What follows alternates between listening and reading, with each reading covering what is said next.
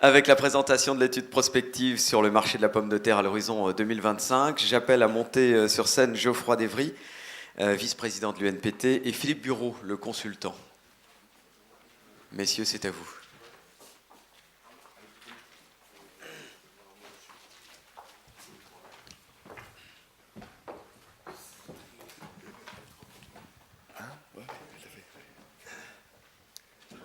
Ouais, je vais juste dire un petit mot sur cette étude. C'est une étude qui nous semble absolument stratégique. C'est pour ça qu'on l'a voulu avec France-Agrimaire. Ce que j'ai dit à Madame Auberti, et on a eu l'occasion d'échanger au niveau du conseil spécialisé de France-Agrimaire, c'était le maillon en fait qui manquait à l'ensemble des études que nous avions montées. Là, aujourd'hui, on a à la fois maintenant l'étude qui correspond à la veille sur ce que sera notre marché à l'horizon de 2025. Le deuxième pilier de l'étude que nous menons avec France-Agrimaire, c'est sur la veille concurrentielle, c'est-à-dire comment on va pouvoir affronter ces marchés en perspective avec nos principaux concurrents, européens, mais aussi chinois, indiens et nord-américains. Et puis le dernier élément, qui était le dernier étage de la fusée que l'on a construit avec France-Agrimaire, c'est le travail sur la prospection, la recherche compétitive et les axes stratégiques de développement pour la filière. Donc je pense que les éléments qui vont vous être présentés là sont des éléments qui sont extrêmement importants. Soyez absolument persuadés que c'est une étude unique. Quand je dis unique, c'est qu'en fait, cette étude a été faite, une étude de ce type-là a été faite par les Néo-Zélandais sur le lait, pour montrer un peu les pistes de développement des filières lait au niveau mondial et les hubs qu'on pouvait construire. Nous avons la fierté de pouvoir maintenant avoir une étude française. Alors un certain nombre d'informations sont quand même relativement stratégiques et confidentielles, mais vous aurez quand même la possibilité de poser des questions. Ça a représenté un travail très important de la part du cabinet Idari et de Philippe Bureau et de ses équipes. Et donc, je vais donner la parole à Philippe Bureau, à Geoffroy Desvries, qui ont diligenté cette étude. Simplement pour planter le décor. On n'a pas mis sous forme de podium, mais c'est important de savoir que la pomme de terre aujourd'hui, la pomme de terre française, on est 3e producteur de l'Union européenne, toutes pommes de terre confondues, à égalité avec les Pays-Bas et 10e au niveau mondial. Donc c'est quelque chose de très important, quasiment presque un peu plus d'une fois et demie le poids économique de la filière betterave chez nous. C'est quand même vraiment quelque chose qui est structurel dans notre économie agricole. On est le 2e producteur européen de plants de pommes de terre, donc c'est très important. On est le 3e producteur mondial de fécule avec le Danemark. C'est aussi stratégique, on vous l'a expliqué, on est en phase de reconquête sur ce marché. On est le 1er exportateur mondial de pommes de terre fraîches, le 2e exportateur mondial de plants de pommes de terre et le 3e exportateur mondial de fécule. Donc on a vraiment des positions à défendre. Tout à l'heure, il a été dit que les Allemands commençaient un petit peu à nous chatouiller sur les marchés italiens et en particulier Sud-Europe. C'est pas le moment de baisser la garde. Donc je suis content de vous laisser la parole pour que vous puissiez expliquer les éléments de l'étude. Oui, alors simplement dans la méthodologie de l'étude, on a fait un comité de pilotage associant l'UNPT, France-Agrimaire et puis les différentes familles de la filière. Moi, je remercie vraiment en particulier les familles des plants. Je pense à la FN3PT, à Bernard Quérec qui s'est vraiment impliqué sur ce dossier.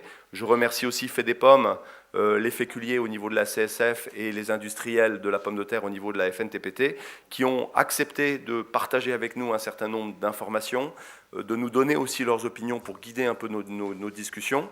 Je remercie aussi la filière pomme de terre fraîche dans son ensemble, le CNIPT qui a décidé de s'associer et de nous aider financièrement sur cette étude.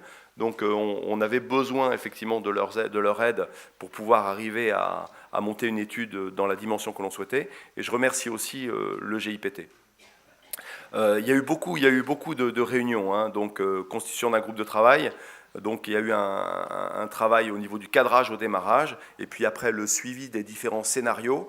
Alors je ne veux pas du tout déflorer le sujet tel qu'il vous sera présenté, mais forcément, si on devait vous le présenter dans son ensemble, il y aurait plus de 600 diapos à vous présenter, c'est quelque chose qui serait absolument indigeste. Donc on a forcément fait un peu un best-of, pour que vous puissiez avoir une vision un petit peu plus simple. c'est une étude ardue, hein, donc il va falloir que vous soyez un petit peu concentrés. Donc excusez les intervenants si par moment ça vous semble un petit peu lourd, hein, mais je pense que c'est important que vous ayez tous les éléments. Et une fois encore, je remercie France Agrimaire qui a accepté de nous accompagner sur ce projet. Voilà. Alors une précision, bien sûr, vous pourrez poser vos questions à l'issue, non pas de cette présentation, mais à l'issue de la présentation du rapport d'activité d'Arnaud. Donc à midi, vous pourrez interpeller Geoffroy et Philippe sur ce qui a été dit dans cette étude foisonnante et passionnante. Très bien, merci beaucoup. Bon, donc nous, on a la lourde tâche d'essayer de vous présenter en 1 heure une étude qui aura pris à peu près 18 mois à réaliser. Donc on a essayé d'être le plus succinct possible et le plus clair. Donc avec ces éléments, vous nous excuserez un peu si de temps en temps ça vous paraît un peu lourd, mais on sera là pour répondre à vos questions. Dans un premier temps, on va vous demander de faire un petit flashback sur le congrès de 2013, finalement, où déjà l'UNPT avait mené une étude et où finalement, en soi, voilà, on va commencer comme ça. Qu'est-ce qu'on a remarqué? On a remarqué d'abord que la production de pommes de terre continuait à augmenter en France. Deuxièmement, qu'on avait donc une segmentation qui était bien déterminée et qui continuait, qui faisait la force de la filière.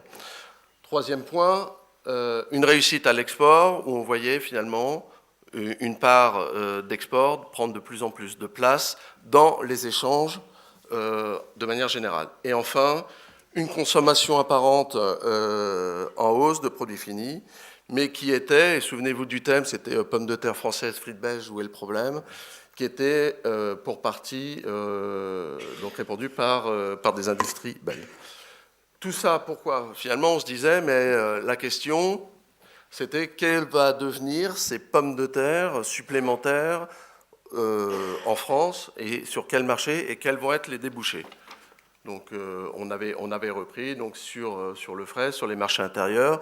Au niveau de la fécule, on était dans le creux de la vague, donc on était pour essayer de faire repartir finalement le secteur féculier et savoir sur les nouveaux débouchés.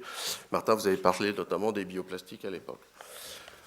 Donc, force est de constater qu'il fallait bien qu'on puisse répondre à cette question. Donc, qu'est-ce qui a été l'objet de l'étude? Ça a été d'abord de pouvoir dégager des tendances, d'accord, de pouvoir analyser ce qui s'est passé, ce qui se passe à date et dans une vision future pour ainsi pouvoir travailler sur des hypothèses. Alors, je dis bien des hypothèses. Donc, le groupe de travail s'est mis d'accord sur un certain nombre d'éléments entre les familles, telles que Arnaud vous l'a présenté, pour savoir ce que serait l'évolution de l'offre et notamment, surtout, de la demande à horizon 2025. Et sur un marché, non pas français uniquement, mais une vision mondiale. D'accord ? La finalité, bien entendu, c'est d'essayer de pouvoir, pour chaque filière, de pouvoir se positionner concernant les stratégies à mettre en place. Pour ça, on a divisé le monde donc, en 17 zones que je vous présente ici. Donc, ça a été un travail quand même, donc, comme vous pouvez voir, assez important. Voilà.